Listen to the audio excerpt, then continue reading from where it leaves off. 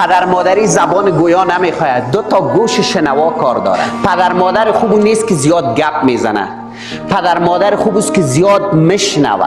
در کار تعلیم و تربیت گفته میشه کودک از گپ ما که در رفتار ما را متوجه میباشه. برای کودک بگو تلویزیون نبین ولی خود تلویزیون دیده برو، او تلویزیون دیدن کار داره دیگه.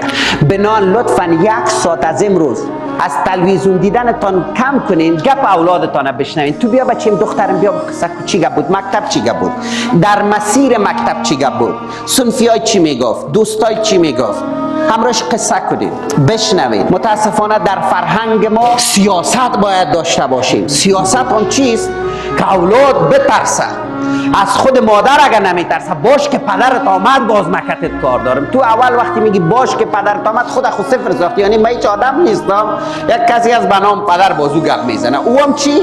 او لط بلد است. اولاد که در خانه لط کردی خانه را برش زندان جور کردی و او از خانه فرار میکنه، او تمایلش به بیرون پیدا میشه.